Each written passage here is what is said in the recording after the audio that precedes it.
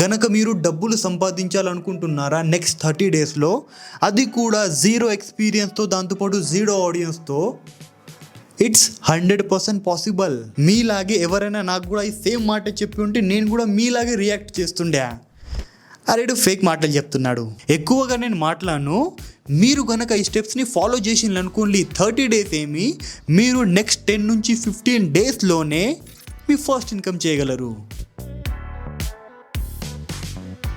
ఈ పని చాలా లేజీ వర్క్. సో మీరు కూడా ఈ పని చేసేటప్పుడు మీకు కూడా డౌట్ వస్తుంది, అరే ఇంత ఈజీనా? సో వర్క్ వచ్చేసి షార్ట్ ఫామ్ కాంటెంట్ రీపోస్టింగ్. ఇప్పుడు ఇదే వర్క్ టోటల్ సోషల్ మీడియాలో నడుస్తున్నది.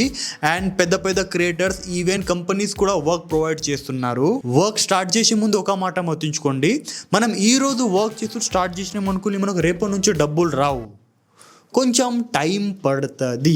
అర్థమైందా?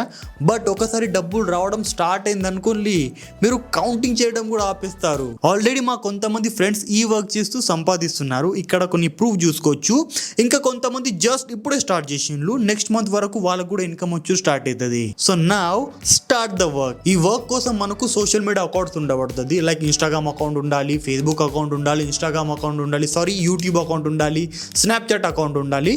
మీ దగ్గర కనుక ఇవి అకౌంట్స్ లేకపోతే ఏం కాదు, ఇప్పుడు ఒక న్యూ అకౌంట్ క్రియేట్ చేసుకోండి. So step number 1, create the project. మీరు యూట్యూబ్లో ఉన్న పెద్ద పెద్ద క్రియేటర్స్ ఉంటారు కదా, పెద్ద పెద్ద క్రియేటర్స్ ఇంకా పాడ్కాస్టర్స్, వాటి ఫేమస్ వీడియోస్ ఉంటాయి కదా, వాటిని డౌన్లోడ్ చేసి మనం లాంగ్ కాంటెంట్ని షార్ట్ కాంటెంట్లో కన్వర్ట్ చేసి సోషల్ మీడియాలో అప్లోడ్ చేయాలి. అర్థం కాలేగా? సో ఇప్పుడు చేసి చూపెడితే ఒకసారి చూడండి, ఈ విధంగా చేయాలి. సో యూట్యూబ్ లోపట్లో వచ్చి ముందు సర్చ్ చేయండి, మీకు ఏ కాంటెంట్ క్రియేటర్ కాంటెంట్ని మనం షార్ట్గా మార్చాలనుకుంటున్నాం. కొంచెం పెద్ద కాంటెంట్ క్రియేటర్ని పట్టుండి. నేను ఎక్కువ శాతం పాడ్కాస్ట్ చూస్తాను కాబట్టి నేను పాడ్కాస్ట్ది క్లిప్స్ ఇస్తాను.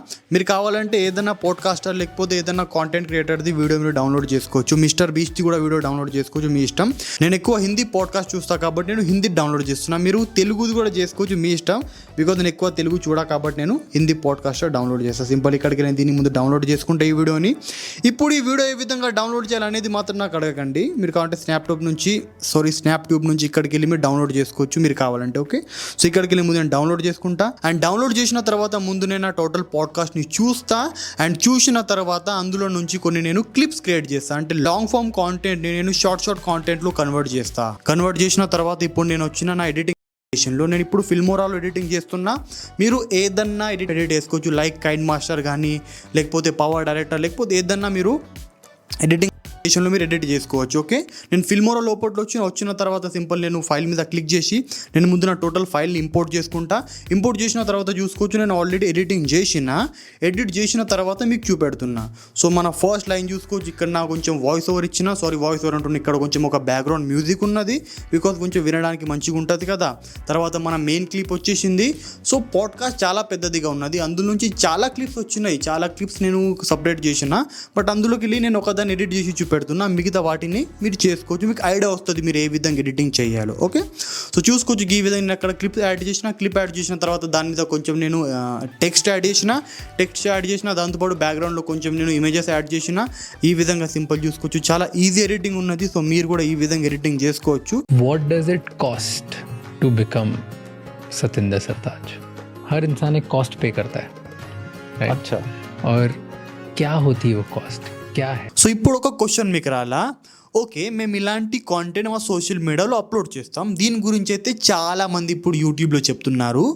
బట్ మేము ఇలాంటి కాంటెంట్ అప్లోడ్ చేసినందుకు ఎవరు మాకు ఎందుకు డబ్బులు ఇస్తారు? రైట్, మనం మన సోషల్ మీడియాలో ఇవి వీడియోస్ ఫ్రీగా అప్లోడ్ చేయాలి. ముందు మనం ఫ్రీగా అప్లోడ్ చేసినందుకు స్టార్టింగ్లో మనకేం రాదు, బట్ మనం ఫ్రీగా అప్లోడ్ చేయాలి. ఇంకా ఒక్కసారి ఆ వీడియోస్ మీద వ్యూస్ ఇంకా లైక్స్ రావడం స్టార్ట్ అయింది అనుకోండి, మనం ఇప్పుడు ఏం చేసినాం, మనం ఆ పెద్ద పెద్ద క్రియేటర్స్ వీడియోస్ ఉంటాయి కదా, వాటిని డౌన్లోడ్ చేసి మనం మన ఇన్స్టాగ్రామ్లో కింద అప్లోడ్ చేసినందుకు వాటి మీద మంచి వ్యూస్ వచ్చినాయి. వ్యూస్ రావడం వల్ల ఆ కాంటెంట్ క్రియేటర్కి బెనిఫిట్ అయింది. మనకి ఇప్పుడు ఏం బెనిఫిట్ కాలేదు, బట్ ఆ క్రియేటర్కి బెనిఫిట్ అయింది కదా. అతనికి కొత్త ఆడియన్స్ వచ్చారు, దాంతోపాటు అతని వీడియోస్ మీద ఎక్కువ వ్యూస్ వస్తాయి.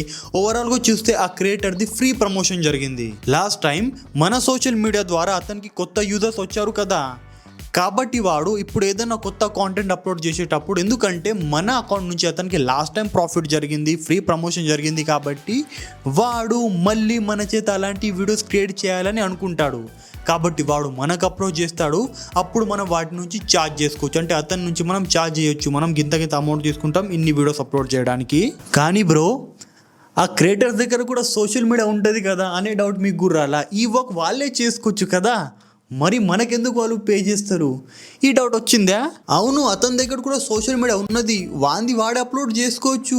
బట్ ఇక్కడ ప్లస్ పాయింట్ ఏమంటే, ఏదైనా క్రియేటర్ పెద్ద పెద్ద క్రియేటర్స్ ఇంకా కంపెనీస్ ఉంటారు కదా, వాళ్ళు ప్రమోషన్ మీద ల్యాక్స్ ఇంకా క్రౌడ్స్ ఖర్చు చేస్తారు. ఎందుకంటే promotion is the most important.